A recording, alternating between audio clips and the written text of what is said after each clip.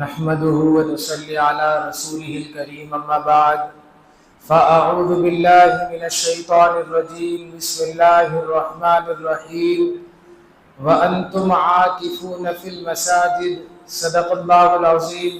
قال النبي صلى الله عليه وسلم في المعتكف وهو يعكف الذنوب ويجرى له من الحسنات كعامل الحسنات كلها او کما قال علیہ الصلوۃ والسلام. عزیز دوستوں، بزرگوں، رمضان المبارک کا مبارک مہینہ چل رہا ہے اور قرآن مجید کی جو آیت تلاوت کی، حدیث پاک جو تلاوت کی، ہم جو بات سمجھیں گے وہ رمضان المبارک کی بہت زیادہ اہم اہمیت رکھنے والی عبادت اعتکاف کی عبادت ہے، جسے سنت اعتکاف کہا جاتا ہے، جو رمضان المبارک کے علاوہ کسی اور مہینے میں جس کو ادا نہیں کیا جا سکتا، اور رمضان المبارک میں بھی صرف آخری عشرے میں جس کو ادا کیا جاتا ہے وہ ہے سنت اعتکاف. اعتکاف کا مقصد کیا ہے؟ اعتکاف کا مقصد رجوع الی اللہ ہے، اللہ تعالیٰ کی طرف رجوع کرنا ہے. اعتکاف کے معنی کیا ہے؟ اعتکاف کے معنی لغت کے اندر آتے ہیں حبس علیہ والزما، کہ کسی جگہ اپنے آپ کو قیدی بنا کر روکے رکھنا، محبوس کر کر روکے رکھنا، یہ لغت میں اعتکاف کے معنی آتے ہیں. اور شریعت میں اعتکاف کہا جاتا ہے کہ چند دنوں کے لیے دنیا سے یکسو ہو کر اللہ تعالیٰ کی طرف رجوع کرنا اور اللہ تعالیٰ سے قرب تعلق بنانے کے لیے اس کے در پر پڑے رہنا، یعنی مسجد کے کونے میں بیٹھ جانا، اس کو اعتکاف کہا جاتا ہے. شریعت میں اس کی بہت زیادہ اہمیت ہے، بہت زیادہ فضیلت ہے، اور یہ اعتکاف پچھلی امتوں میں بھی رہا ہے. چنانچہ حضرت ابراہیم علیہ السلام کے بارے میں قرآن مجید میں ملتا ہے وَعَهِدْنَا إِلَىٰ إِبْرَاهِيمَ وَإِسْمَاعِيلَ أَن طَهِّرَا بَيْتِيَ لِلطَّائِفِينَ وَالْعَاكِفِينَ وَالرُّكَّعِ السُّجُودِ، کہ اللہ تعالیٰ نے حکم دیا حضرت ابراہیم علیہ السلام اور حضرت اسماعیل علیہ السلام کو کہ وہ خانہ کعبہ کو پاک کریں، صاف کریں. کن کے لیے؟ اعتکاف کرنے والوں کے لیے، طواف کرنے والوں کے لیے، نماز پڑھنے والوں کے لیے. معلوم ہوا کہ اعتکاف والی سنت، اعتکاف والی عبادت یہ پچھلی امتوں میں بھی رہی ہے. حضرت سیدنا موسیٰ علیہ السلام کو اللہ تعالیٰ نے کوہ طور پہاڑ پر بلایا 40 دن کے لیے. یہ 40 دن کا آپ نے اعتکاف کیا.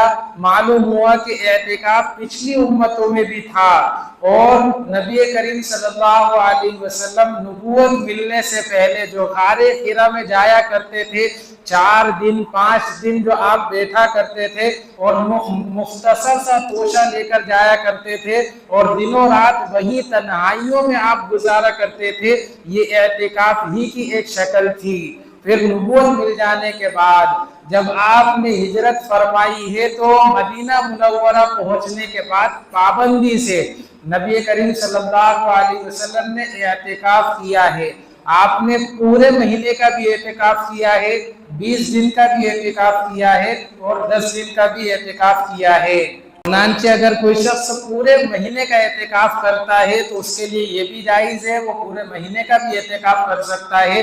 20 دن کا اگر کوئی کرنا چاہے تو 20 دن کا بھی کر سکتا ہے، اور 10 دن کا اعتکاف یہ مسنون ہے. اگر کوئی شخص پورے مہینے کا اعتکاف کرے گا تو جو شروع کے 20 دن ہوں گے وہ جو اعتکاف ہوگا وہ نفلی اعتکاف ہوگا، اس کے احکام الگ ہوں گے، اور جو آخری عشرے کا اعتکاف ہوگا وہ مسنون اعتکاف ہوگا، اس کے احکام الگ ہوں گے. تو اعتکاف کی بڑی فضیلت ہے. حدیث پاک میں نبی کریم صلی اللہ علیہ وسلم نے فرمایا من اعتکف یوما ابتغاء وجہ اللہ، جو اللہ تعالیٰ کی رضا جوئی کے لیے، اللہ تعالیٰ کو راضی کرنے کے لیے ایک دن کا اعتکاف کرے گا تو اللہ تعالیٰ اس کے اور جہنم کے درمیان 3 خندقوں جتنا فاصلہ ہوتا ہے اتنے فاصلے کے برابر اس کے اور جہنم کے درمیان یہ دوری کر دیں گے. اور ہر خندق کے درمیان ایک خندق کا جو فاصلہ ہے یہ زمین و آسمان کے فاصلے کے برابر ہے۔ اندازہ لگائیے اگر کوئی شخص ایک دن کا اعتکاف کرتا ہے تو اسے جہنم سے جو اس کی دوری ہوگی یہ 3 مرتبہ زمین و آسمان کا جو فاصلہ ہے اتنی دوری کے برابر اس کی دوری ہو جائے گی۔ اور ایک حدیث جو تلاوت کی نبی کریم صلی اللہ علیہ وسلم اس میں فرماتے ہیں اعتکاف کرنے والوں کے بارے میں ہوا یعتکف الذنوب کہ اعتکاف کرنے والا مسجد میں ہونے کی وجہ سے گناہوں سے بچ جاتا ہے، گناہوں سے اس کی حفاظت ہوتی ہے، وہ مسجد کے احترام میں بہت سارے گناہوں کو وہ نہیں کرتا ہے، گناہوں سے اپنے آپ کو بچاتا ہے۔ یجری لہ من الحسنات کامل الحسنات کلیہا اور اس کے لیے نیکیوں کا سلسلہ جاری رہتا ہے، جیسا کہ نیکی کرنے والوں کے لیے نیکیاں لکھی جاتی رہتی ہیں، ایسے ہی اعتکاف کرنے والا اعتکاف میں بیٹھا ہوا ہے، وہ نیکیاں نہیں بھی کر رہا ہے تو بھی اس کے لیے نیکیاں لکھی جاتی رہتی ہیں۔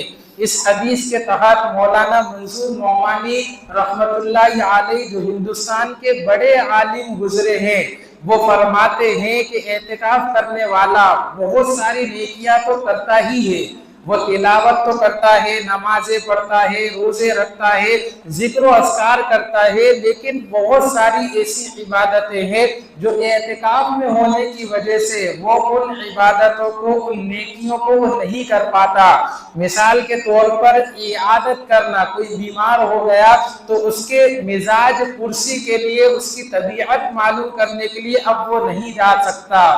اگر رشتہ دار بیمار ہو گئے، اس کے ماں باپ بیمار ہو گئے، اس کا بچہ بیمار ہو گیا تو اب وہ اعتکاف میں سے نہیں نکل سکتا، مسجد ہی میں اللہ تعالیٰ کے در میں پڑا رہے گا اور ان لوگوں سے اپنے کام کو کروائے گا کہ میرے بچے کو لے جانا، میرے ماں باپ کو دیکھ لینا، دوائی لا کر دے دینا، جو پیسے ہوں گے وہ میں دے دوں گا۔ وہ یہ کام دوسروں سے کروا رہا ہوتا ہے لیکن خود اللہ تعالیٰ کے در کو چھوڑنے کے لیے وہ راضی نہیں ہوتا ہے۔ حالانکہ بچے کے لیے آدمی تڑپ جاتا ہے، اپنی نوکری چھوڑ کر آ جاتا ہے، کام چھوڑ کر آ جاتا ہے، اس کا دل بے چین ہو جاتا ہے، لیکن اس کے باوجود بھی اعتکاف میں ہونے کی وجہ سے وہ اپنے کام کو دوسروں سے کروا رہا ہوتا ہے۔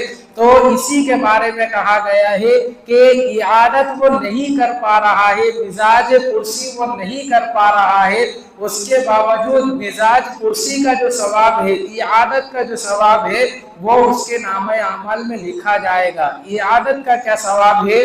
ایک حدیث میں نبی کریم صلی اللہ علیہ وسلم نے فرمایا کہ جب کوئی بندہ کسی بیمار کی عیادت کرنے کے لیے جاتا ہے تو 70,000 فرشتے، صبح کے وقت اگر وہ عیادت کے لیے جاتا ہے تو 70,000 فرشتے اس کے لیے دعائیں مغفرت کرتے ہیں، اور اگر وہ شام کے وقت جاتا ہے تو صبح ہونے تک 70,000 فرشتے اس کے لیے مغفرت کی دعائیں کرتے رہتے ہیں۔ اور ایک حدیث میں حضور نے یہ بھی فرمایا کہ جب عیادت کرنے کے لیے بندہ جاتا ہے تو اس کے اور جہنم کے درمیان 60 سال کی مسافت کا فاصلہ کر دیا جاتا ہے، یعنی 60 سال چل کر جو دوری بنتی ہے وہ دوری عیادت کرنے والے اور جہنم کے درمیان کر دی جاتی ہے۔ اور ایک حدیث میں حضور نے یہ بھی فرمایا کہ اللہ تعالیٰ فرماتے ہیں جب بندہ عیادت کرنے کے لیے جاتا ہے تو اللہ تعالیٰ اس بندے سے کہتے ہیں کہ تیری آخرت اچھی ہو گئی، تیرا چلنا اچھا ہو گیا اور تو نے جنت میں جگہ بنا لی۔ یہ ساری فضیلتیں اعتکاف کرنے والے کو عیادت کیے بغیر اس کے نام اعمال میں یہ تمام نیکیاں لکھی جاتی ہیں۔ اسی طرح کسی کا جنازہ ہو گیا، اب اعتکاف کرنے والا جنازے میں شرکت نہیں کر سکتا تو جنازے میں شرکت کا جو ثواب ہے وہ ثواب اس کے نام عمل میں لکھا جاتا ہے۔ جنازے میں شرکت کا کیا ثواب ہے؟ حدیث پاک میں آتا ہے کسی کا انتقال ہو جائے، کوئی شخص اس کی تدفین میں، اس کے جنازے میں شریک ہو جائے اور نماز جنازہ اگر وہ پڑھ لے تو ایک قرات کے برابر اس کو ثواب اس کے نامہ عمل میں لکھ دیا جاتا ہے۔ اور اگر یہی شخص تدفین میں بھی شریک ہو گیا، دفن کرنے تک میں شریک ہو گیا، تو 2 قرات اس کو ثواب دیا جاتا ہے، اور ایک قرات یہ احد پہاڑ کے برابر ہوتا ہے۔ تو اتنا ثواب معتکف کو بغیر جنازے میں شرکت کے یہ اعتکاف کرنے والے کو دیا جاتا ہے۔ تو اعتکاف کی بڑی فضیلت ہے، بڑے ثواب ہے، بڑے فائدے کی چیز ہے، ہمیں اس کی فکر کرنا چاہیے۔ اعتکاف کا فائدہ کیا ہوگا؟ اعتکاف کا سب سے بڑا فائدہ یہ ہوگا کہ اللہ تعالیٰ کا قرب حاصل ہو جائے گا، ہم اللہ تعالیٰ کے قریب ہو جائیں گے، اللہ تعالیٰ سے ہمارا تعلق مضبوط ہو جائے گا۔ حدیث میں آتا ہے کہ حدیث قدسی اللہ تعالیٰ فرماتے ہیں کہ جو بندہ میرے پاس ایک بالش قریب ہوتا ہے میں اس سے 1 ہاتھ قریب ہو جاتا ہوں، اور جو 1 ہاتھ قریب ہوتا ہے میں 2 ہاتھ قریب ہو جاتا ہوں، جو میری طرف چل کر آتا ہے میں اس کی طرف دوڑ کر آتا ہوں۔ اب اس حدیث کے تحت سمجھیے کہ اعتکاف کرنے والا یہ خود پورا کا پورا مسجد میں اللہ تعالیٰ کے قریب آ جاتا ہے کہ میں پورا کا پورا ہی آپ کے قریب ہو گیا ہوں۔ اب سوچئے اللہ تعالیٰ اس بندے کے کتنے قریب ہوں گے۔ یہ سب سے بڑا فائدہ اعتکاف کرنے والے کو حاصل ہوتا ہے۔ دوسرا فائدہ، اس کو دینی ماحول ملتا ہے، نیک ماحول اس کو ملتا ہے، اس کا مزاج نیک بنتا ہے۔ ہمیں جو ماحول ملا ہوا ہے، جو باہر کا ہمارا ماحول ہے، یہ دینی ماحول نہیں ہے۔ گھر کا جو ماحول ہے وہ کچر کچر والا ہے، دکانداری والا جو ماحول ہے جھوٹ ہے، دھوکہ ہے اور چلا چوٹ ہے، مختلف قسم کی ادھر ادھر کی باتیں ہیں۔ تو انسان کیا باہر جو رہتا ہے وہ دنیا کرتا رہتا ہے۔ تو اللہ تعالیٰ یہ چاہتے ہیں کہ کچھ دن بندہ مسجد میں آ کر یہ دنیا چھوڑ کر اللہ اللہ کرنے والا بن جائے، نیک ماحول اس کو مل جائے۔ اس لیے اعتکاف رکھا گیا ہے، اعتکاف سے اسے دینی ماحول ملتا ہے۔ یہ اعتکاف کرنے کا دوسرا فائدہ ہے۔ اور تیسرا فائدہ کیا ہوگا؟ کل قیامت کے دن جب سورج قریب آ جائے گا، تیز گرمی ہوگی۔ آپ دیکھیے کہ گرمی جب تیز ہو تو ہمارے لیے باہر نکلنا مشکل ہوتا ہے۔ قیامت کے دن جب سورج قریب آ جائے گا تو اس کی شدت کتنی تیز ہوگی، کتنی گرمی ہوگی، اور تمام اولین اور آخرین دنیا بھر کے جتنے انسان اس دنیا میں آ چکے ہیں ان تمام کو جمع کر دیا جائے گا، اور ہر ایک اپنے پسینے سے شرابور ہوگا، پسینے کی بدبو آ رہی ہوگی، ہر ایک آدمی ٹینشن میں ہوگا، نہ جانے اس کا حشر کیا ہوگا، اور اس کا نام عمل نہ معلوم دانے ہاتھ میں ملے گا یا بائیں ہاتھ میں ملے گا۔ ہر شخص اسی فکر کے اندر ہوگا۔ اس موقع پر اللہ تعالیٰ کے عرش کے سائے کے سوا کوئی سایہ نہیں ہوگا، اور کچھ لوگ خوش نصیب ایسے ہوں گے جنہیں اللہ تعالیٰ کے عرش کا سایہ نصیب ہوگا۔ ان میں ایک شخص وہ بھی ہوگا وَرَجُلٌ قَلْبُهُ مُعَلَّقٌ بِالْمَسَاجِدِ، وہ شخص جس کا دل مسجد میں اٹکا رہتا ہو۔ تو اعتکاف کرنے والا تو پورا کا پورا مسجد کے اندر آ گیا ہے، تو اسے بھی یہ فضیلت حاصل ہوگی کہ عرش کا سایہ اس کو نصیب ہوگا۔ یہ اعتکاف کرنے کا تیسرا فائدہ ہے، اس لیے اعتکاف کو کرنا چاہیے۔ نبی کریم صلی اللہ علیہ وسلم کا معمول آپ دیکھیے کہ ہجرت کرنے کے بعد جب آپ مدینہ آئے تو آپ نے پابندی سے اعتکاف کی سنت کو ادا کیا ہے، اعتکاف فرمایا ہے، اور صحابہ کو بھی حکم دیا کہ وہ اعتکاف کریں۔ پابندی سے آپ نے اعتکاف کیا، اور جو 10 سال آپ کا دور ہے مدنی دور، اس میں 8 مرتبہ آپ نے اعتکاف کیا، 2 مرتبہ کسی وجہ سے آپ اعتکاف نہیں کر پائے تو آپ نے شوال کے مہینے میں اس کی قضا فرمائی ہے، اور 1 مرتبہ 20 دن اعتکاف کر کے آپ نے اس کی قضا فرمائی کہ جو میرے 10 دن رہ گئے تھے میں اس کی قضا کر رہا ہوں۔ سوچئے کتنی اہمیت ہے اعتکاف کی کہ نبی کریم صلی اللہ علیہ وسلم پابندی سے اعتکاف کی سنت کو ادا کر رہے ہیں، اور چھوٹ گیا تو اس کی قضا بھی فرما رہے ہیں۔ اور اعتکاف کا فائدہ کیا ہوتا ہے کہ شب قدر نصیب ہو جاتی ہے۔ ایک مرتبہ تو نبی کریم صلی اللہ علیہ وسلم نے پورے مہینے کا اعتکاف کیا، اور پورے مہینے کے اعتکاف میں صحابہ نے بھی آپ کے ساتھ اعتکاف کیا۔ مسند احمد کی روایت ہے کہ نبی کریم صلی اللہ علیہ وسلم نے پہلے عشرے کا اعتکاف کیا، صحابہ نے بھی آپ کے ساتھ اعتکاف کیا۔ جب عشرہ پورا ہو گیا، شروع کے 10 دن پورے ہو گئے اور شب قدر کی تلاش میں یہ عشرے کا اعتکاف تھا وہ نہیں ملی، تو نبی کریم صلی اللہ علیہ وسلم 11ویں دن اپنے حجرے سے آپ نے پردہ ہٹایا، اور پردہ ہٹانے کے بعد فرمایا کہ میں نے یہ جو عشرے کا اعتکاف کیا تھا یہ شب قدر کی تلاش میں کیا تھا، شب قدر مجھے ملی نہیں، میں اگلے عشرے کا بھی اعتکاف کر رہا ہوں، تم بھی اعتکاف میں بیٹھے رہو۔ صحابہ اور 10 دن اعتکاف میں بیٹھ گئے۔ جب یہ عشرہ بھی درمیانی عشرہ بھی پورا ہو گیا تو شب قدر نہیں ملی، پھر نبی کریم صلی اللہ علیہ وسلم نے اپنے حجرے کا پردہ ہٹایا اور ہٹا کر فرمایا کہ اس عشرے میں بھی شب قدر نہیں ملی ہے، میں اگلے عشرے کا بھی اعتکاف کر رہا ہوں، اب آپ کی مرضی ہے، اگر اعتکاف کرنا ہے تو کرو، جانا ہو تو جا سکتے ہو۔ اس لیے کہ 20 دن سے بیٹھے ہوئے ہیں، اپنے گھریلو مسائل بھی ہوتے ہیں، اس لیے آپ نے اجازت دے دی کہ جو جانا چاہے جا سکتا ہے۔ لیکن صحابہ اکرام انہوں نے اس عشرے کا بھی اعتکاف کیا، اور پورے عشرے کا صحابہ اکرام نے نبی کریم صلی اللہ علیہ وسلم کے ساتھ اعتکاف کیا ہے۔ اس سے اعتکاف کی فضیلت اور اہمیت ہمیں معلوم ہوتی ہے کہ پورے عشرے کا نبی کریم صلی اللہ علیہ وسلم اعتکاف کر رہے ہیں، اور آخری 10 عشرے کا اعتکاف تو یہ آپ کا پابندی کا معمول تھا، اور یہ شب قدر کی تلاش میں تھا، تو شب قدر کا پانا اعتکاف والی سنت سے ادا ہو جاتا ہے۔ اب ہمیں اپنا جائزہ لینا چاہیے کہ ہماری عمر 30 سال ہو گئی، 40 سال ہو گئی، 45 سال ہو گئی، اور اب تک میں نے اعتکاف کی سنت کو ادا نہیں کیا ہے۔ آپ سوچئے کہ اگر ہم بیمار ہو جائیں تو 10 دن 15 دن ہاسپٹل میں ایڈمٹ ہو جاتے ہیں، ہمارا کوئی کام نکل آئے تو ہم اپنے اس کام کو پورا کرنے کے لیے 10-20 دن باہر چلے جاتے ہیں، شہر سے باہر نکل کر وزٹ کر آ جاتے ہیں۔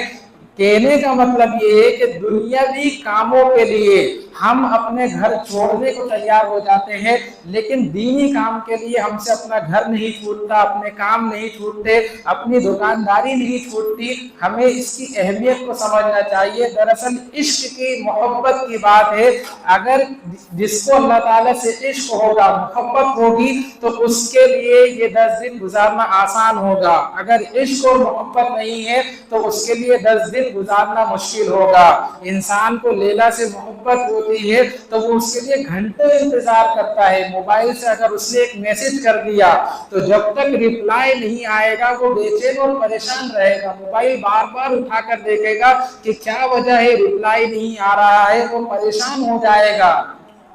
کیوں پریشان ہو رہا ہے؟ لیلا سے عشق ہے، محبت ہے، اس کے لیے گھنٹوں وقت اس کا موبائل پر گزر رہا ہے، اور اسے اس کا کوئی احساس نہیں ہو رہا، کوئی فکر مند بھی اس کے لیے وہ نہیں ہو رہا ہے۔ تو یہ عشق و محبت کی بات ہے۔ اگر اللہ تعالیٰ سے عشق ہوگا تو یہ 10 دن گزارنا ہمارے لیے آسان ہو جائے گا۔ اعتکاف کا حکم کیا ہے؟ اعتکاف سنت علی الکفایہ ہے، یعنی بستی میں سے کچھ لوگ بھی اگر اس سنت کو ادا کر لیں گے تو تمام بستی والوں سے یہ ذمہ ثابت ہو جائے گا۔ لیکن اگر ایک بھی پوری بستی میں سے کوئی اعتکاف میں نہیں بیٹھتا ہے تو تمام بستی والے گنہگار ہوں گے۔ لیکن ایسا ہوتا نہیں ہے، دیکھا گیا ہے کہ ہر مسجد میں کوئی نہ کوئی اعتکاف کے لیے ضرور بیٹھا ہوتا ہے۔ ہمیں یہ سوچنا چاہیے کہ آخر میں کب اس سنت کو زندہ کرنے والا ہوگا، میں کب اس سنت کی ادائیگی کرنے والا ہوگا۔ ہم کب تک اپنی دکانداری اور اس میں لگے رہیں گے؟ ہمیں یہ سوچنا چاہیے کہ ہمارا آخری عشرہ کم از کم یہ اللہ تعالیٰ کے لیے ہونا چاہیے، عبادات کے لیے ہونا چاہیے، دکانداری کے لیے نہیں ہونا چاہیے۔ لیکن دیکھا یہ گیا ہے کہ 10 دن جو آخری بچتے ہیں اس میں دکانداروں کو بہت زیادہ فکر ہو جاتی ہے، اور جو مرد اور عورتیں ہوتی ہیں ان کو خریداری کی فکر ہو جاتی ہے، اور اب دکاندار جو ہوتے ہیں وہ اس فکر میں آ جاتے ہیں کہ جتنی کمائی ہماری ان 20 دنوں میں نہیں ہوئی ہے، اس آخری یہ جو 10 دن ہے اس میں ہمیں ڈبل کمائی کرنی ہے، لہذا وہ آفر نکالتے ہیں، बाय वन गेट वन का ऑफर निकाल दिया जाता है कि एक खरीदो और एक खैरात में ले जाओ। 50% का डिस्काउंट, 40% का डिस्काउंट। मर्द और औरतें इसी आखिरी अशरे में शॉपिंग के लिए निकलते हैं और पूरे बाजार खंगालते फिरते हैं और वो डिस्काउंट की तलाश में पूरे बाजारों का चक्कर काटते रहते हैं। ना उन्हें नमाजों की फिक्र होती, ना रोजों की फिक्र होती, किसी चीज की फिक्र नहीं होती। बेफिक्र होकर वो दुकानों के चक्कर काटते रहते हैं। हुजूर का क्या मामूल था?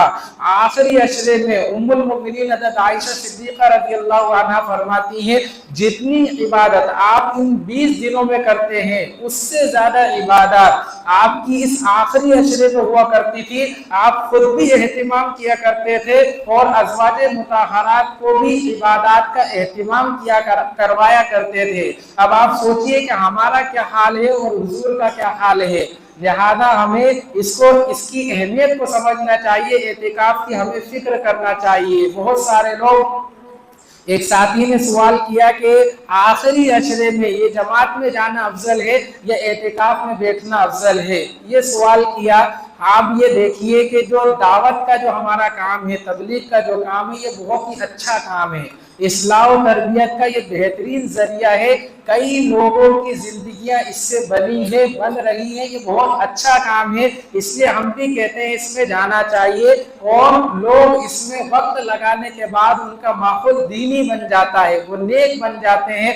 लेकिन सोचने वाली बात यह है कि इस काम के लिए 11 महीने 20 दिन है हमारे पास, और ये जो अशरा है, आखिरी अशरा एतिकाफ, ये इन्हीं 10 दिनों में किया जा सकता है। इसके अलावा साल के किसी हिस्से में इसको अदा नहीं किया जा सकता। और नबी करीम सल्लल्लाहु अलैहि वसल्लम का मामूल, सहाबा का मामूल आखिरी अशरे में एतिकाफ में बैठने का था। लिहाजा हमें इस आखिरी अशरे में एतिकाफ की फिक्र करना चाहिए। और बाकी दावत और तबलीग के लिए हमारे पास और भी वक्त है, और भी हमारे पास 11 महीने 20 दिन है। हम इन 11 महीने 20 दिनों में हम कभी भी जा सकते हैं। लिहाजा आखिरी अशरे में हमें एतिकाफ की फिक्र करना चाहिए। एतिकाफ करने वालों को चंद जरूरी बातों का लिहाज रखना चाहिए। जो हज़रात एतिकाफ में बैठे उन्हें समझ लेना चाहिए। सबसे पहले वो जिस मस्जिद में बैठ रहे हैं, मस्जिद की हद उन्हें जान लेना चाहिए कि शरई मस्जिद कहाँ तक है। मस्जिद जब बनाई जाती है तो शरई मस्जिद बनाई जाती है, उसका सहन भी बनाया जाता है, वुजू खाना भी बनाया जाता है, अजान खाना भी बनाया जाता है, इमाम मुअज्जिन के कमरे भी बनाए जाते हैं। तो शरई मस्जिद सिर्फ वो होती है जहाँ 5 वक्त नमाज होती है। मस्जिद का सहन ये मस्जिद शरई मस्जिद में नहीं आता है। वुजू खाना ये मस्जिद शरई में नहीं आता है। अजान खाना जो बाहर होता है मस्जिद के, वो भी शरई मस्जिद में नहीं आएगा। इमाम मुअज्जिन के कमरे ये शरई मस्जिद में नहीं आते हैं। अगर मस्जिद में ऊपर जाने का रास्ता मस्जिद के अंदर से है तो ऊपर जाने की इजाजत है एतिकाफ करने वाले को, दूसरे फ्लोर पर, तीसरे फ्लोर पर। लेकिन अगर वो रास्ता मस्जिद के बाहर से है तो फिर एतिकाफ वाले को मस्जिद से बाहर जाने की इजाजत नहीं है। ये बहुत नाजुक इबादत है। रोजा ऐसी चीज है कि अगर भूले से आपने खा लिया, पी लिया तो रोजा नहीं टूटेगा। लेकिन एतिकाफ का मसला ऐसा है कि अगर भूले से भी अगर दोनों पे हमने मस्जिद शरई से बाहर निकाल दिए तो एतिकाफ टूट जाएगा। इसलिए हमें शरई मस्जिद कहाँ तक है इसे मालूम कर लेना चाहिए। और मस्जिद वालों की भी जिम्मेदारी बनती है कि वो ऐसा बोर्ड लगा दे ताकि एतिकाफ करने वालों को आसानी हो कि शरई मस्जिद कहाँ तक है। दूसरा ये है कि एतिकाफ करने वाले ये पर्दे बांधते हैं, तो पर्दे बांधने की इजाजत है। इससे यकसुई हो जाती है, दिल इबादत में लगा रहता है। लेकिन इसमें करना ये चाहिए कि नमाजों के वक्त इन पर्दों को हटा देना चाहिए और जितनी जरूरत हो उतनी जरूरत में पर्दा बांधना चाहिए। जरूरत से ज्यादा पर्दा बांधने की इजाजत नहीं है। तीसरा मसला ये है कि अगर एतिकाफ करने वाले को इख्तिलाम हो जाए तो अब उसे करना यह है कि वो फौरन जैसे ही हो जाए वैसे ही मस्जिद वो छोड़ दे और निकलने के लिए जो करीब रास्ता हो, यानी ऐसा रास्ता जहां से वो जल्दी मस्जिद से बाहर निकल सकता हो, उस रास्ते का इंतखाब कर उसे बाहर निकल जाना चाहिए। और एक मसला ये भी है कि जरूरी काम के लिए एतिकाफ करने वाला یہ مسجد سے نکل سکتا ہے یا نہیں؟ تو ضروری کام کیا ہے؟ اگر ایسا ضروری کام ہے جو ان دنوں کے علاوہ نہیں کیا جا سکتا، مثلا کورٹ کچہری کا مسئلہ ہے کہ تاریخ آ گئی ہے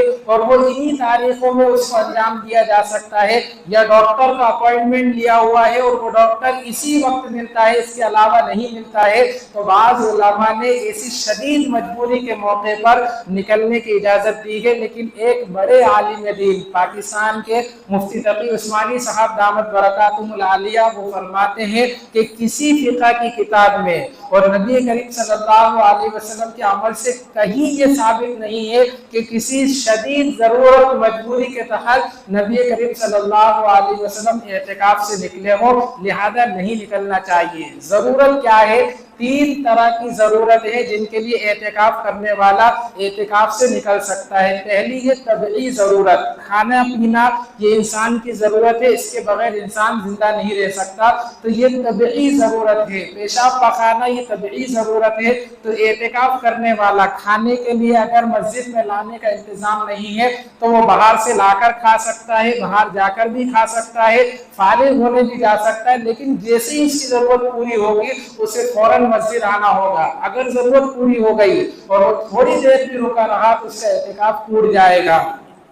شرعی ضرورت کیا ہے کہ جس مسجد میں وہ اعتکاف کے لیے بیٹھا ہے وہاں جمعے کی نماز نہیں ہوتی، تو اب اسے جمعے کی نماز پڑھنے کے لیے دوسری مسجد میں جانا ہے، یہ شرعی ضرورت ہے۔ تو شرعی ضرورت کے تحت بھی اعتکاف کرنے والا مسجد سے نکل سکتا ہے۔ اور نمبر 3 پہ ہے اضطراری ضرورت، خدا نہ خواستہ جس مسجد میں وہ بیٹھا ہے حالات ایسے بنے کہ مسجد گرنے والی ہے یا کسی ظالم نے اس کا ہاتھ پکڑ کر باہر نکال دیا، تو یہ اضطراری ضرورت ہے۔ ان ضرورتوں سے مسجد سے نکلا جا سکتا ہے۔ اب اعتکاف کرنے والوں کو کیا کرنا چاہیے؟ اعتکاف کرنے والوں کو زیادہ سے زیادہ قرآن مجید کی تلاوت کا اہتمام کرنا چاہیے، دینی کتابوں کو پڑھنے کا اہتمام کرنا چاہیے۔ جس مسجد میں اعتکاف کرے وہاں کے امام صاحب سے وقت لے لینا چاہیے کہ ہم 10 دن اعتکاف میں بیٹھے ہیں، آپ ہمیں کچھ دینی باتیں سکھائیں، کچھ دینی ماحول مسائل ہمیں آپ بتائیں، اور قرآن مجید کی تفسیر آپ ہمیں سنائیں، کچھ درس و تدریس ہو، قضاء عمری کی ترتیب ہو۔ دیکھا یہ گیا ہے کہ لوگ رمضان کے اندر نوافل کا اہتمام کرتے ہیں، لیکن جو سالوں سے نمازیں قضا ہو کے چلی آ رہی ہیں ان نمازوں کی وہ کوئی فکر نہیں کرتے، ترتیب نہیں بناتے، تو قضاء عمری کی ہمیں فکر کرنا چاہیے۔ اسی طرح قضاء عمری کے تعلق سے ایک میسج کئی سالوں سے ہم دیکھتے ہیں، سنتے ہیں کہ وہ چلایا جاتا ہے کہ آخری عشرے میں یا جمعے میں اس طرح کی 4 رکعت آپ نماز پڑھ لو گے تو زندگی بھر کی قضا نمازیں معاف ہو جائیں گی۔ یہ انتہائی غلط بات ہے۔ قضا نمازیں تبھی معاف ہوں گی جب ہم ان کو ادا کر لیں گے، ہم اگر ادا نہیں کریں گے تو وہ قضا نمازیں کسی حالت میں معاف نہیں ہوں گی۔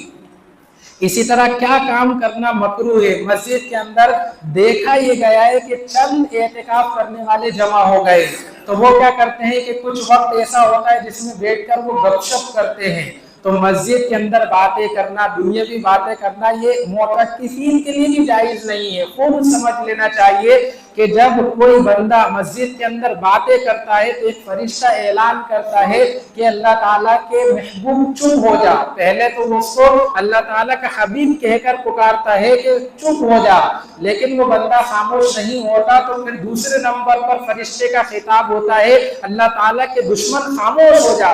جب وہ دوسری مرتبہ بھی خاموش نہیں ہوتا تو تیسری مرتبہ فرشتہ کہتا ہے تجھ پر اللہ تعالیٰ کی لعنت ہو، خاموش ہو جا۔